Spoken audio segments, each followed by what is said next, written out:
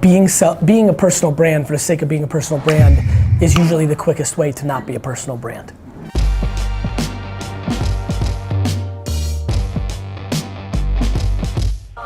We have quite a time limit. Okay. So we'll jump right in, yeah? Please. Okay, I'm just gonna record it, that's all right? No worries. Okay, so Gary Vaynerchuk is known for hustle. Okay. So talk to me, what does hustle mean to you? Why is it important? For me, it's important because I don't think any of us in this room or anybody reading this article can physically change how smart they are. I don't think we can make ourselves, more clever or more strategic. But I do think that hard work is the most controllable aspect of entrepreneurship and business that anybody can deploy.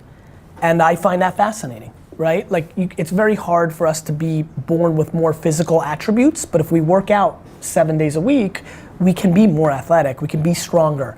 I think work ethic, AKA hustle, is that same version in business. It's the most controllable, and I try to give advice that is actually practical, not makes me look cool. And so that's why I love hustle. Fantastic. So the personal brand is something you speak on a lot. It's something that social media has really become possible for everyone. Yes. So what's the first step for someone to build that great personal brand? To be self-aware of what they actually have to add to the conversation. Being a personal brand for the sake of being a personal brand is usually the quickest way to not be a personal brand. I think you have to understand what you do, what you talk about. I mean, I talk and talk and talk and talk and have for the last decade, but if you look carefully, in a very narrow, I haven't gone into healthcare or geopolitical. I'm not talking for the sake of talking or adding my 2 cents to every pop culture situation. I talk about the things that I know.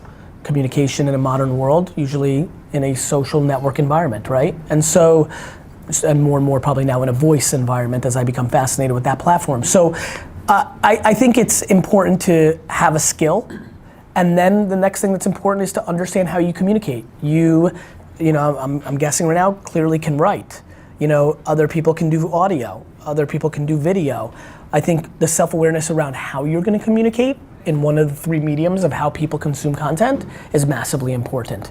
And so, what are you gonna talk about? And what's your best way of communicating that? And then once you understand that, what is the current distribution situations of those things? So if you're good at audio, you need to understand Anchor, you need to understand distribution of podcasts, you need to understand Alexa briefings, written word, you need to understand what's happening on Facebook and LinkedIn and Medium and contribution opportunities. And then video, you need to understand YouTube and Facebook and Vimeo, which reminds me, I still want a Vimeo movie ASAP. But if everyone has a personal brand, then is there a point in having one? Of course, it's called supply and demand. Okay. Everybody has a personal brand. Having a successful personal brand is very different. So your first step would be to know your role, basically. You have no chance of breaking through the supply and demand issue unless you have something to add. And so you need to figure that out. Okay. When's it time to give? So a lot of entrepreneurs will look at someone like you and be, you kept on pushing, on pushing, but sometimes you got to know when to give and take. Yes. So what would you tell an entrepreneur about that? Perseverance and delusion are kissing cousins, right? They're very close. And I think a lot of people make the mistake on that. And that is something that is hard for me to give advice in a general sense, because the only time when I know how to give the right answer to this question is when I've spent at least 15 minutes to 3 hours of meaningful time to be like, oh, okay, you're delusional. You're not good at this. You've been doing this for 3 years and you think you're gonna break through. You can't sing, bro. You don't know how to sell stuff, my friend. So I don't think this is the easiest question to answer in general terms, but I do structure it as saying perseverance and delusion are more similar than people realize, which with the hope that somebody reads this says, wait a minute, am I delusional? Or am I just a couple years away from breaking through? That's the real answer to your question. So it's just use your gut. I think gut is scary because if you don't have good self-awareness, your gut's gonna tell you to do it, but AKA you're delusional. I think use people around you, use historical success, you know, and then I would add one last thing. I would argue I'd rather somebody continue to persevere around something they love doing. Like if you love making ice cream sundaes and you want to become the #1 expert of ice cream sundaes with the hope of opening ice cream sundae stores, I weirdly would rather you not all the way make it, kind of live paycheck to paycheck, but be so happy, than go and do law, be miserable, and make a little bit more money that allows you to take a vacation or have a fancy car. So it's a complex question, right? I understand exactly what you mean. I was 16, all I wanted to do was play video games and write. So I write to the newspaper and a cold email and say, hire me, I'll work for free. Right, and to me, if, you know, now I'm getting to know you, I'm like, hey bro, have you thought about really getting focused on writing about esports? Because I think that's gonna be a big space for the next 20 years. So like, these are the questions. And to me, you making $87,000 a year writing about esports is more attractive than making $210 as a consultant in the way that I view life. Some can argue to me that they are so insecure that they need a Rolex and a BMW, and that's what scratches the itch for them. And I'm okay with that. I would just argue that if they tasted what it felt like to make 87, writing about esports and maybe living in a renting apartment instead of owning a bigger home, I mean, you know, this is advice I take for myself. There's a million things I could be doing. I could own a townhouse in New York City. I could have a home in Dubai and Singapore and London if I was willing to do things that made me more cash. But I love doing what I'm doing. Obviously for me it worked out because I could have a little bit of both, but there's a million different versions of that. So when you started VaynerMedia, what was going through your mind? I mean, to build a marketing and communications Death Star, which is funny to be in this office. I call it a machine, I call it a Death Star, I call it a platform, I call it an ecosystem, call it what you want, to eat my own dog food. The advice I just gave in the last question, spend 10 years loving it, grinding to build a platform so that I could buy businesses in my 50s and 60s and run them through the machine and create disproportionate return on the investment. Right. I can buy Kleenex, I can buy K-Swiss, I can buy Aquafina in 8 years and build an incredibly big business because I spent these 10 years building VaynerX, the holding company that has VaynerMedia, PureWow, the acquisition I made, which is getting myself into publishing. You know, I've been debating starting the premier Sports Illustrated ESPN of esports. You know, so like, you know, these are the things I think about. Why would I do that? Because if I have the #1 esports, 48 million readers each month in 11 years, if I buy a brand, a hoodie company, Supreme, an energy drink, having that platform is gonna help me build that business, understand? Understand. So it's all about connecting the dots. Connecting the dots. Absolutely. So when watching your vlogs, voice tech is something you think is huge. So huge. I use Google Home, I use Alexa. I'm still feeling there's no killer app. There is no killer app. So what needs to be done in this space? The killer app needs to come out. So that's just it. That's it. The killer app. That's right. You need the Pokemon Go that gets us say, wow, AR. You need the, I'm trying to think about the iPhone, Angry Birds that makes us say gaming. You need the killer app. But the ecosystem's so young. I mean, this is so early, so early. So we have all these different walled gardens. We have Google, we have Amazon, we have Microsoft. Yes. So how do you think that these big boys should be playing it? I think they should continue to put up walled gardens. It's far more profitable. Please go on. That's how they make money. Okay. I mean, you know, I don't think Google or Facebook or LinkedIn, Microsoft or any Apple has any obligation to society to open up the data so we have it better. I don't think that has anything to do with business. Okay, take a step back. So I love the DailyVees, of course. Thank you. So what was the inspiration to start this and to really, it must be a lot of work. You know, it's a lot more, it's actually not a lot of work. It's actually been an incredibly smart strategy, to be honest. You know, I live my life, somebody documents it, they post-produce. I am not egotistical or too romantic, and so I don't really get involved in post-production. I mean, it literally, I don't even know, I mean, it doesn't take a lot of work at all, which is scary compared to the impact it has. It creates a consistent show, which works.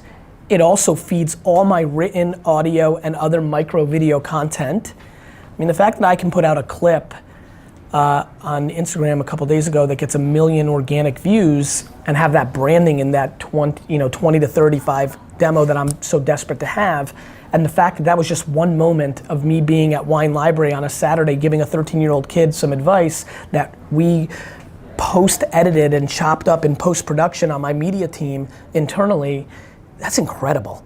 Like I think I've figured it out.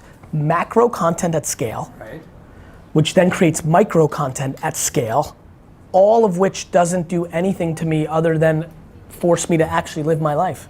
I'm not doing anything today for DailyVee. I'm living life.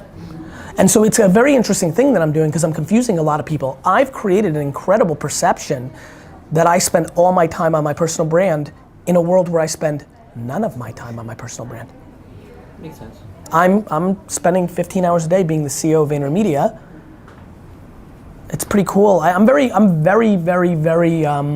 proud of the model I've created, and I do think that in 10 years I think when I started it, there was definitely ridicule behind the scenes. I mean, it's a very narcissistic, charlatan-like situation. I'm empathetic to that. Like, who wakes up one morning and thinks that they deserve to have somebody following them around 24/7? That takes a level of, I understand why there's some cynicism and pushback. I'm just fully aware that this is what a lot of people are gonna do in a decade. So you mentioned the 25 to 30-year-old bracket is something you're supremely interested in. Yes. So is everyone else. Yes. But this generation, we are incredibly fickle. Yes. We have no loyalty. Correct. We don't really care too much about Yes. deep. So how do brands, how do companies reach out to? By accepting that and then realizing they have to bring value in a disproportionate way. What value are 25 to 30-year-olds looking for? 1 million different things depending on who they are. Inspiration, motivation, information, entertainment, the same exact thing that 45 to 60-year-olds are looking for. It just comes in different form. Humans are humans. Right. Escapism, utility. Look at your iPhone. Right. I ask everybody who's reading this article to take the front screen of their telephone and look at it. Right now, the apps on the front screen of your telephone are the biggest indication to what you give a about in the world. Let me save you some time and tell you what's on the front screen of your telephone. Communication, utility, and entertainment. The way humans work. So you have to be good at those things. Why does Venmo work? It's a utility that brings people value and saves them time, just like Uber, right?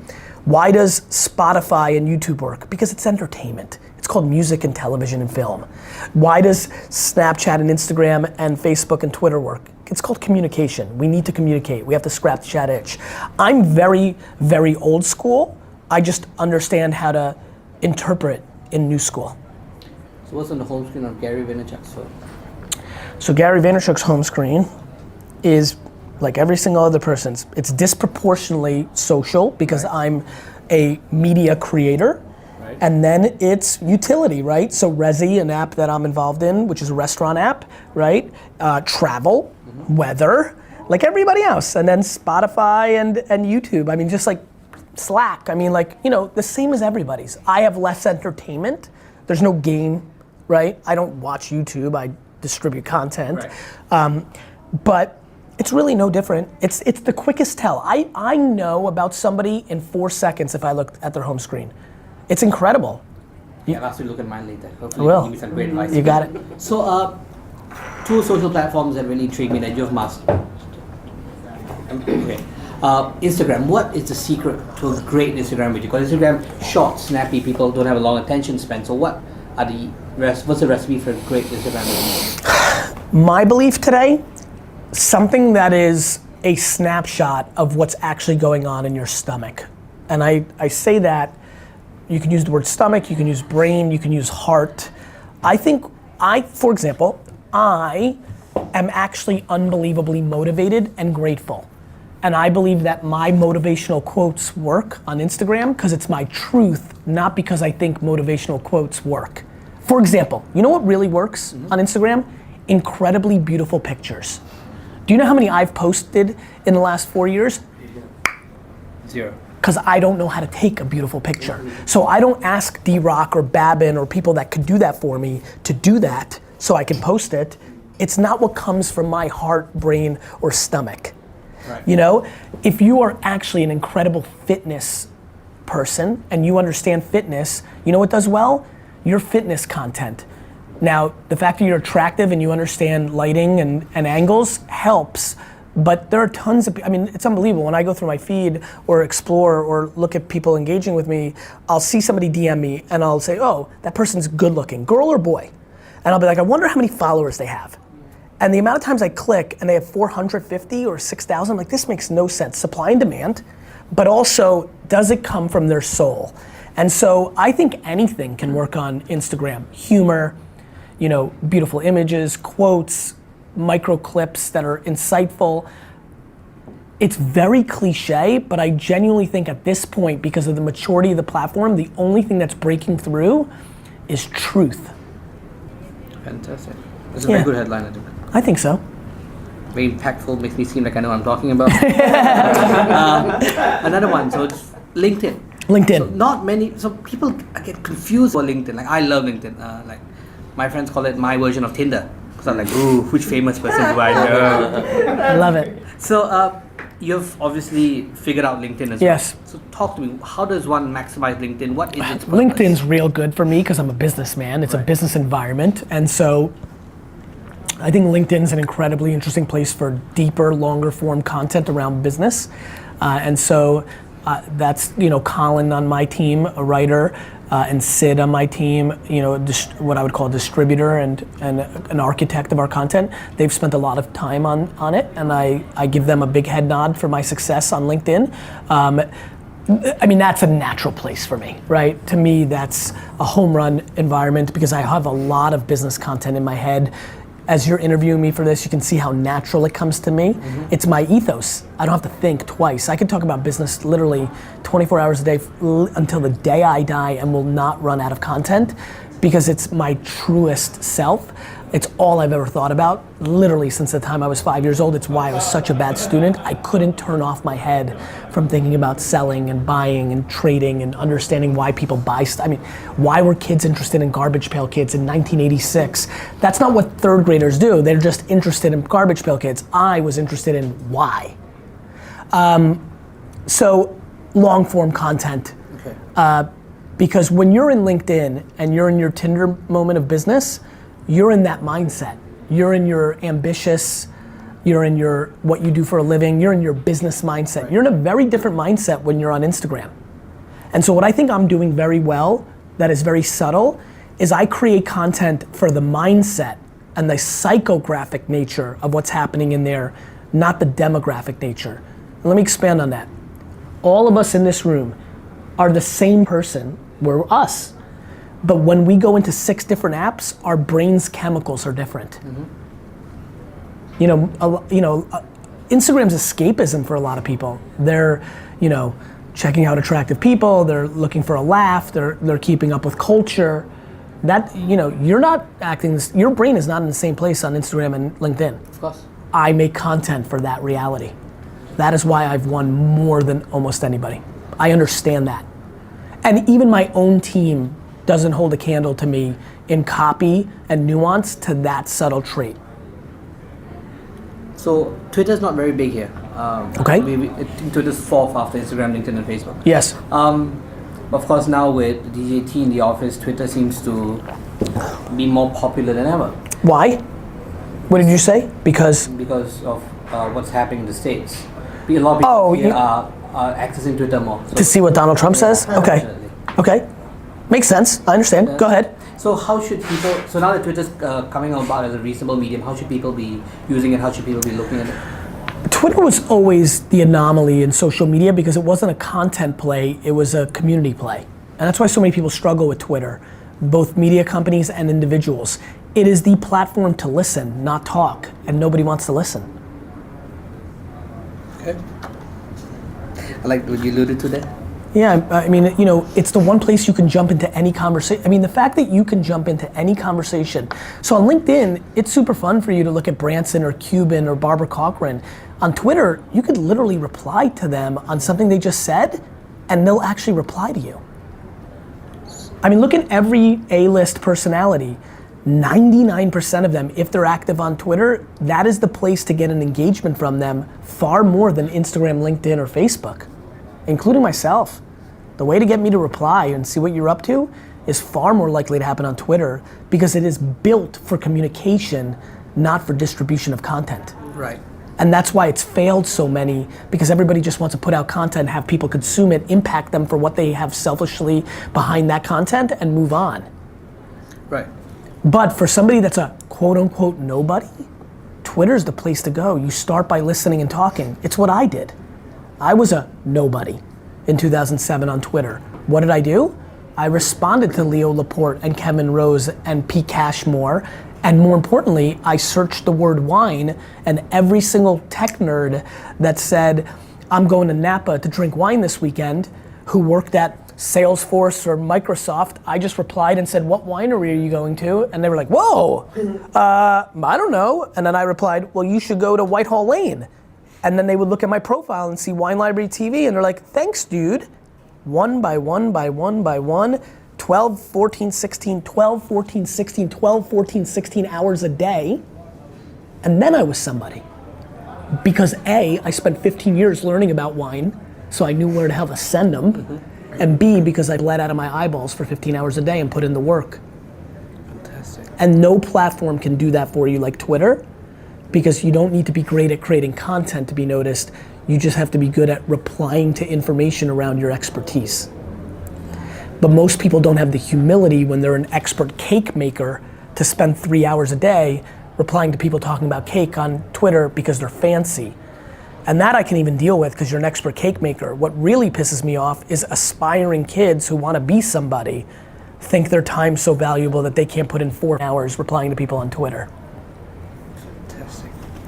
I'm inspired. Okay, oh dear, we don't have much time. Okay, last one. So, thoughts on the influencer movement. It's big. I mean, I work a lot with brands, so now every time I speak to a Unilever, P&G, oh, how can we engage influencers? KOLs. What's a KOL?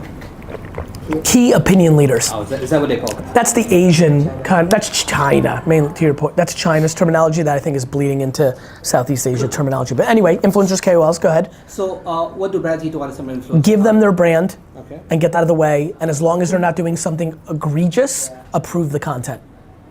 They know their audience way better than the brand does. So if they want to take the bottle of water and put it on their head and do this, that's going to work for their audience because that influencer knows that. And no brand manager should be like, no, our brand never goes on a human's head. If that's the case, then run print ads and get out of influencer marketing. So influencer marketing is brand new. It's how do brands judge? Influencer marketing is not brand new. Okay. Influencer marketing has been around since John Wayne was putting cigarettes in his mouth for Lucky Strike, right? It's endorsement. What's new is the long tail of endorsement and the gross underpricing nature. Beyonce is overpriced. Schmeyonce is underpriced. Okay. And scale. 40, 400, 4,000 influencers for one brand versus one celebrity endorsement, George Clooney, right? Right. That's new, and that's something they don't understand yet, but it is absolutely underpriced and has always been underpriced. But how do brands know what to look for in an influencer? Run analytics. Okay. Look at their audience segmentation, understand their distribution, make a qualitative and quantitative decision like they do with anything else that distributes information. So right now brands are not getting it right. It's not that brands are not getting it right, it's that agency partners are not positioning it right to brands to figure out how to use it. Right. Because it's awfully difficult to make money in influencer marketing the way that media companies want to make money. Okay, well, now we do have one more time. So I'm just gonna, this is for me personally, I'm probably not gonna No worries. So I started off in print. Print's been my life. I still hold it up above many things. But is my industry dying? Is it, what's gonna happen? If you think your industry is that paper and print on that paper is the holy grail, sure. Right. If you think your industry is communicating through the written word, it's never been a better time. But monetization is harder than it's ever been. For the Big guys, yeah. Sure, as it should be. You know why? You can write directly on Medium. True. Distribution has been commoditized. Okay. When distribution's commoditized, the creators have the leverage. The IP has the leverage. So Star Wars 13 can come out directly on Netflix. right. And so It could. It could. Yeah. It maybe won't. It could. Right? Distribution has been commoditized. The internet is the middleman. So for a writer looking to make his first step, your advice is content 12, 14, 16. You should write everywhere. everywhere as often as possible. You're one article away from your career changing. Okay. Interview is done. Thank you so much for your time, Mr. Gary. Such a pleasure.